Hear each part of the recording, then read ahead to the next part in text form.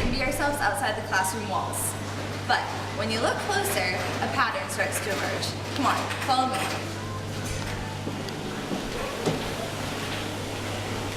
Here we follow freshman Annika Fries as she finds a seat in the lunchroom on a typical Wednesday. On the surface, this seems like a quick, easy, and uncomplicated decision. But let's take a look at it again. Annika passes not only 1, but 2, 3, 4, 5, and 6 tables before she comes to the one where her girlfriends are sitting. As we take a look around, you would notice that most tables have one gender of students only. Coincidence? Let's find out as we take a look at some of the opinions of teachers and students on why girls and guys sit separately at lunch. I would say it's probably because of the conversations that girls have and guys have. They're completely different.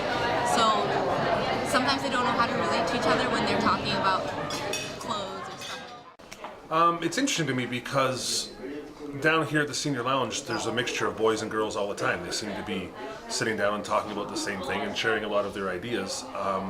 Whereas when we sit down and eat, it seems like it's a bit more formal and people want to share. I'm not sure why that is. I guess girls want to share the same kind of topics that girls do and boys want to as well, but I wish there was more mixing. Guys and girls sit apart because I think that guys and girls just talk about different things, and when girls are like talking about guys or something, it's really awkward when the guys are there.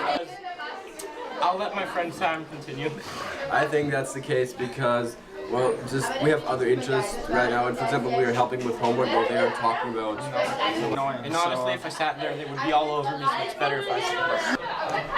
You know, I think it's definitely some sort of segregation or barrier. And, you know, one day somebody will have to cross that barrier, break the line. Given time, we will overcome this problem. Because people are just looking for a group that will be accepting of them, and that's how it initially starts. When you enter a classroom and you don't know anyone, you're more likely going to sit with girls, if you're a girl, than with guys, just because the group is more likely to be accepting of you. But I don't think it's a bad thing to sit with girls or sit with guys as long as you're accepting and are still willing to be friends with guys as well as girls. I think a lot of people frame it as a bad thing, and it's not.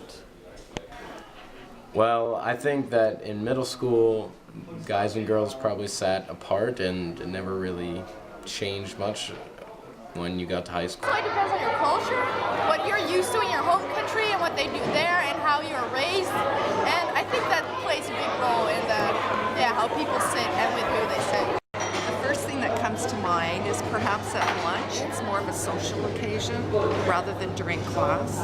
And at lunchtime, maybe it's the girls talking about cosmetics or the latest Vogue item or buying shoes on the weekend or shopping. And maybe for the guys, it's more they're talking about sports or what they're going to do on the weekend, like a soccer match. So maybe that's a natural tendency. These girls don't make any sense. Whether it's because of culture or different interests, we have to ask ourselves, will it be any different tomorrow?